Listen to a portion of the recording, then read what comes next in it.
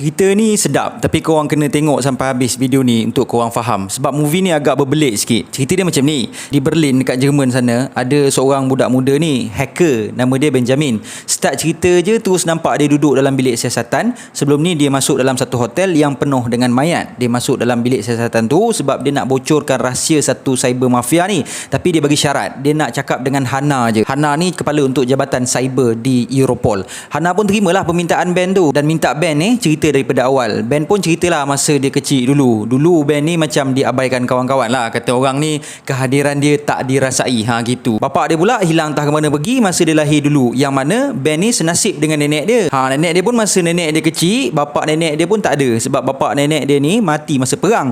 Memori nenek dia dengan bapak nenek dia adalah sebiji peluru yang telah membunuh bapak nenek dia. Mak Ben ni pula bunuh diri masa Ben ni umur dia 8 tahun. Jadi nenek Ben ni lah yang ambil tanggungjawab besarkan Ben. Ben ni dari kecil memang dia minat benar dengan main silap mata. Bila dia remaja sikit, dia jadi minat dekat komputer pula, terutamanya hacking.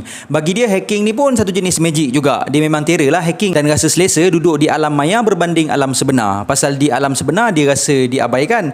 Tapi Ben, bagus kau try alam bazrah. Dalam dunia hacking ni, idola Ben adalah Mr. X. Dari Mr. X ni lah Ben belajar macam mana cara nak hack sistem farmasi supaya dia dapat sejenis ubat ni bernama Ritalin. Dan dia juga belajar dari Mr. X 3 undang-undang kehormat seorang hacker, bukan main. Tiada sistem yang selamat dalam dunia ini. Yang kedua, usaha untuk capai perkara yang mustahil. Dan yang ketiga, have fun lah di dunia internet dan dunia sebenar. Begitu. Jadi undang-undang ketiga tu agak susah sikit lah untuk Ben pasal dia tak ada kawan dalam dunia sebenar. Dia ni pula di dunia sebenar jadi Grab pizza je. Kau tengok dah macam maskot dah dengan helmetnya, dengan bajunya. Satu hari si Ben ni pergilah kantor pizza dekat satu rumah ni. Budak-budak kat situ tengah duk buat study group, exam dah dekat. Kat situ ada Mary. Mary ni sebenarnya crush si Ben ni dari sekolah lagi. Masa dia ngantor, dia ada terdengar lah yang Mary ni macam mengeluh lah, nak kena study lah, apalah. Kan bagus kalau ada soalan apa nak keluar, tak payah berjenuh nak baca semua bab. Tapi lecturer aku masa belajar dulu, diorang suka bagi hint exam tau. Universiti jenis apalah Mary ni kan. Okey, bila Ben dengar je keinginan Mary tu, terus dia nak cuba masuk Universiti Mary dan hack sistem universiti tu. Boleh lah dia impress Mary je tak. Teknik hacking Ben ni memang dah terror dah, tapi dia kantoi pula dengan Pak Gad. Jadi sebab Ben ni memang tak ada rekod jenayah, denda yang Ben kena hanyalah kena buat community service je. Jadi masa dia duk bersihkan jalan pula, dia jumpa dengan Max. Max ni berminat lah dengan talent Ben ni. Lepas Ben borak-borak dengan Max dengan apa semua kan, dan ajak Ben pergi ke satu parti. Petang tu Ben pun pergilah ke parti tu. Mary pun ada sana, tapi dia tak tegur lah si Mary. Max pun ajak Ben untuk masuk satu office ni dan perkenalkan Ben dengan dua orang lagi. Seorang nama Stephen dengan kepakaran software, seorang lagi Paul dengan kepakaran hardware. Paul ni nak tengok sendiri kepakaran Ben. Ben pun apa lagi, dia tunjuklah hacking no jutsu dia. Ambil kau satu taman terpadam elektrik. So dua orang tu pun terimalah Ben sebagai ahli malim dorang yang baru. Jadi Ben pun balik rumah. Alangkah terkejutnya Ben, dia tengok nenek dia tak ada. Dah ke mana nenek aku ni pergi pula. Nengok-nengok nenek dia cantik punya duk merayau tengah-tengah jalan. Jadi Ben nak tak nak, sebab nyanyuk nenek dia ni bukan acah-acah lagi dah, terpaksalah Ben hantar nenek dia pergi ke rumah kebajikan. Beberapa hari lepas tu Max jumpa lagi dengan Ben, dan Max ingatkan Ben pasal undang-undang kehormat ketiga, Mr. X. Max cakap kat Ben, aku pun sebenarnya hacker juga.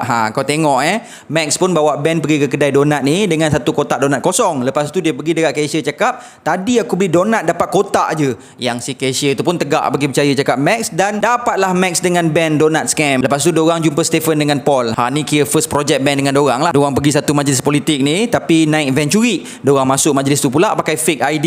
Ben pun buat kerja dia. Bila Ben dah berjaya hack komputer tu, diorang terus masuk dalam van sembunyi. Paul pula buat kerja dia. Diorang pergi ubah slide conference tu jadi video Hitler. Sudah. Lepas security perasan diorang pun belah dari situ. Lepas tu cerita berbalik ke masa real. Lepas dengar apa yang Ben cerita ni, Hana tanyalah Ben, kenapa aku nak kena percaya cerita kau ni semua. Jadi Ben pun cerita pula pasal Hana punya private information. Maksudnya Hana punya personal data ni Ben dah hack awal-awal lagi dah. Jadi nak tak nak Hana terpaksalah dengar cerita Ben lagi. Ben pun sambung. Lepas projek pertama berjaya, diorang pun buat rumah Ben ni jadi markas. Sebab Ben kan sekarang duduk sorang-sorang dah kan. Jadi prank diorang pasal video Hitler tu jadi viral lah. Tapi Paul si bagak ni tak suka glamorous. Tapi Max tidak. Dia kalau boleh nak jadi famous macam Mr. X. Jadi disebabkan Max ni suka guna topeng badut untuk upload video ke internet, Ben pun namakan grup diorang ni sebagai Clay, yang bermaksud Clown Laugh at You. Sejak dari hari tu official lah grup 4 orang diorang ni. Banyaklah projek-projek prank diorang. Prank pembaca berita lah, prank hospital lah, sampailah Clay ni jadi semakin viral. Satu masa ni Ben terserempak dengan Mary. Ben ni kan bendul, dia cakap hi je lah kat Mary. So Max yang nampak kecanggungan Ben ini jadi menyampahlah beliau, dan dia bagi tutorial sikit kat Ben cara nak ayat perempuan. Max ni pula sebenarnya susah nak jangka sikit. Kejap Kejap dia okey, kejap dia macam menyinga tak pasal. Tambah-tambah bila Mr. X tak iktiraf kejayaan dorang. Okey, disebabkan jenayah cyber sekarang ni makin membimbangkan, kerajaan Jerman terpaksa hantar wakil dorang yang bernama Martin ni untuk bekerjasama dengan Hana. Jadi selain Clay dengan Mr. X, ada satu lagi grup hacker nama Friends. Friends ni cyber mafia dari Rusia. Friends ni pula agresif sikit. Macam Clay ni dorang lebih kepada prank je. Tapi Friends ni pula dorang suka attack sistem kerajaan. Dah 3 tahun dah Hana ni cuba kejar Friends ni tapi tak dapat-dapat. Sementara tu geng-geng Clay ni pula berjaya hack peraduan stesen radio ni sampai menang lah sebiji Porsche. Dorang pun ride lah Porsche tu satu bandar nak menayang. Band pun pinjam jap Porsche ni, aku nak try Mary. Tapi malangnya band ni itulah dia, kena sebiji band tang perut yang dikirim kawan Mary. Dan kawan Mary tu pun suruh band jangan kamu cuba dekati dia. Ada faham kah? Pagi esok ni pula Mr. X ni ayamkan Clay sebab laporan Europol menyifatkan Clay bukanlah big player dalam dunia cyber mafia. Max pun naik hantu lah kawan. Rasa macam nak kemenyankan je Europol tu boleh-boleh. Tapi band ni bijak. Dia cakap okey, kalau macam tu jom kita hack BND. BND ni pejabat Central Intelligence Kerajaan Jerman. Kau cakap adik-adik kan? Aku tunggu jap. So projek ni memang susah sikit tapi diorang ada cara. Diorang follow lori sampah yang buang sampah BND. Lepas tu diorang carilah maklumat kat situ. Last kali diorang jumpa satu birthday card yang ada nama Niha si Libe Gedi atau bermaksud lebih gedi dalam bahasa Melayu. Dan dari nama Libe Gedi tu diorang jumpa email address pekerja BND. Jadi diorang pun hantarlah satu link scam dekat Libe Gedi tu. Bila si Gedi tu tekan, diorang sudah dapat merasuk komputer si Gedi itulah. Cumanya diorang masih tak dapat akses main server. Tapi untungnya rupa-rupanya si Gedi tu adalah pembuat access card untuk masuk bangunan BND.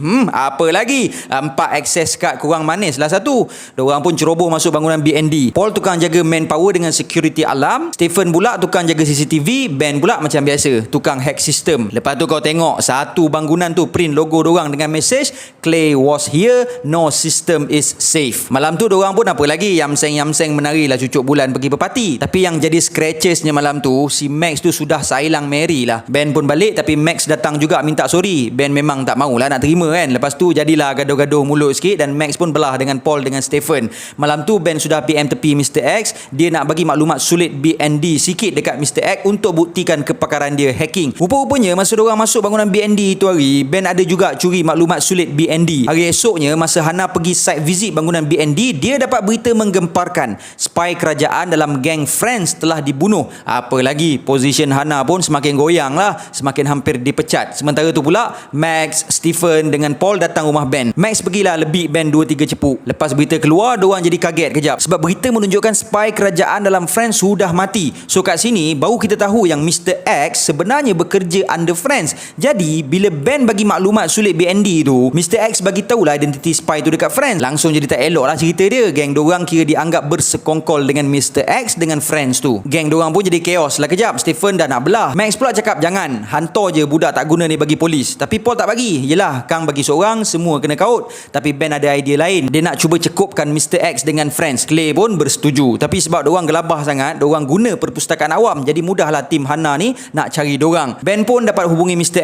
X. Mr. X pujilah kerja Ben pasal BND tu dan bagi job lain pula. Ben sempat download file tu sebelum tim Hana sampai. Jadi lepas dah tahu location Clay pun, still Hana tak dapat tangkap Clay. Hana pun digantunglah kerja beliau. Kesian kan makcik tu, bahana betul hidup kau. Job yang Mr. X bagi dekat Clay adalah supaya Clay hantar satu malware ni atau orang panggil Trojan ke dalam sistem Europol. Jadi Clay ni pun terima pasal diorang ada udang sebalik celah gigi. Diorang nak sembunyikan satu lagi Trojan dalam Trojan Mr. X tu untuk dedahkan identiti Mr. X bila diorang berjaya masuk ke dalam sistem Europol. Sebelum tu Max minta maaf balik lah dekat Ben lepas apa yang dia buat dekat Ben kan. Lepas tu Clay pun bergerak ke satu tempat ni untuk study pasal ibu pejabat Europol. Tapi nampaknya sistem pertahanan IT Europol ni memang strong gila. Sampah-sampah Europol semua dibuang dalam bangunan khas. Link scam diorang pun tak ada orang tekan dan semua pintu masuk dikunci, termasuklah longkang sekalipun. Kat situ tangan Max terluka sebab terkena paku.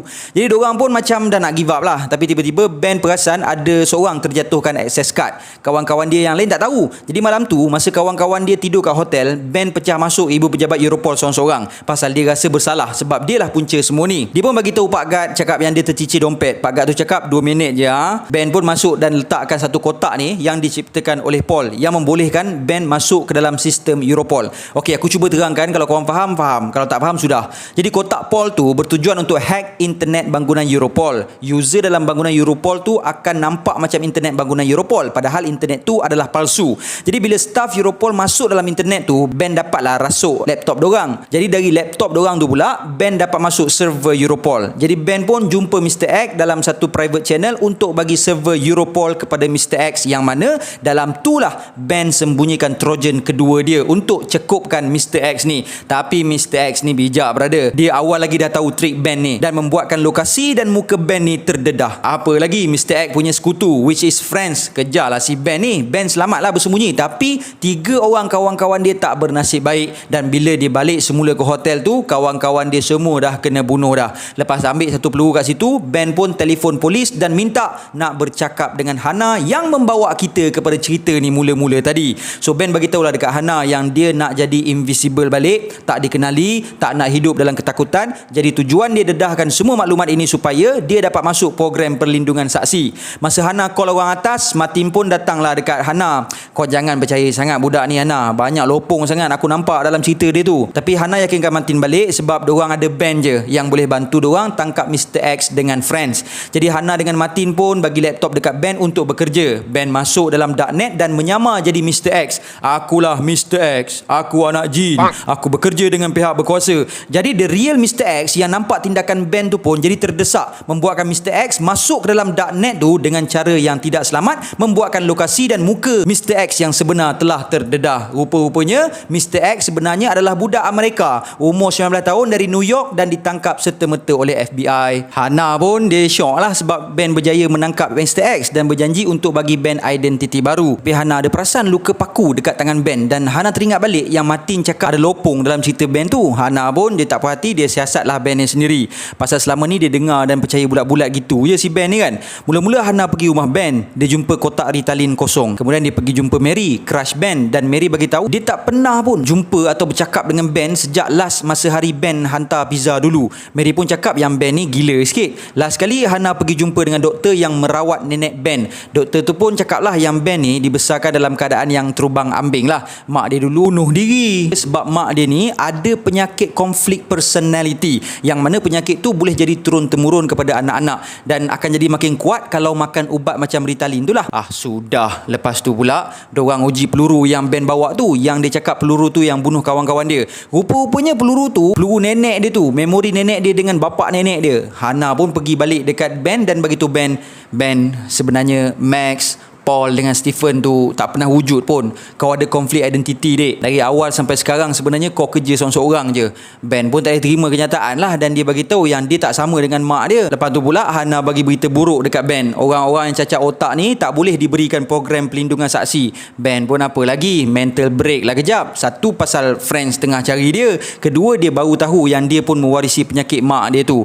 Hana tengok Ben ni, dia rasa kesian. Dia bagi Ben satu lagi peluang terakhir. Dalam perjalanan diorang pergi ke mahkamah, Hana bawa Ben pergi satu bilik server dulu supaya Ben boleh delete semua data peribadi dia dari kerajaan negara dia. Lepas tu Hana suruh Ben larikan diri. Ben cakap lah, nanti kau kena buang kerja macam mana? Hana cakap tak apa, sebab penjenayah sebenar Mr. X diorang dah dapat, friends pula diorang dah tahu pun identiti. Ben pun tinggalkan negara dia, menaiki kapal, dia dyekan rambut dia. Kemudian magicnya Ben jumpa balik Mary, Paul, Max dan Stephen. Rupa-rupanya Ben memang tak ada penyakit konflik identiti, dan semua yang Ben cerita dekat Hana sebelum ni memang sengaja dibuat lopong supaya Hana pergi siasat lopong-lopong tu. Cerita sebenarnya, lepas Ben berjaya lari dari friends, Ben patah balik pergi hotel dan bagi tahu kawan-kawan dia diorang dalam bahaya. Tapi kan identiti dia seorang je yang kantoi. So dia nak kawan-kawan dia semua larikan diri, biar dia je kena cekup seorang-seorang. Tapi macam Paul cakap sebelum ni lah, dia memang tak nak siapa-siapa dari 4 orang geng diorang tu kena cekup. Menunjukkan walaupun Paul ni macam beruang, tapi hati dia ada taman permainan. Jadi diorang plan nak scam Hana. Dengan kepakaran ilmu undang-undang Mary, diorang tahu yang budak-budak cacat otak ni memang takkan dapat program perlindungan saksi dan set up satu jalan cerita untuk Ben ni cantik-cantik. Diorang juga perlu cederakan tangan Ben supaya nampak macam Ben memang ada sakit konflik identiti dan pergi ambil peluru moyang Ben tu sebagai sentuhan terakhir jalan cerita diorang. Dan masa Ben masuk dalam bilik server tu, Ben bukannya hapuskan nama dia seorang je, tapi dia hapuskan nama-nama kawan-kawan dia juga. Jadi sekarang diorang semua boleh mulakan kehidupan baharu. Sementara tu, semasa press conference Martin dan Hana dengan pihak media yang menceritakan pasal kejayaan diorang menangkap Mr. X dengan friends, Hana baru perasan yang sebenarnya dia sudah kena prank kau-kau. Tapi dia hanya mampu tersenyum sebab yelah, penjenayah sebenar dah pun kena tangkap dan Clay macam yang Europol cakap lah, is not the big player. Dan sekarang Hana yang sebelum ni kena gantung kerja dah pun dapat semula kerja dia. Cerita tamat. Kalau korang suka channel ni, subscribe dan tekan tombol loceng. Assalamualaikum.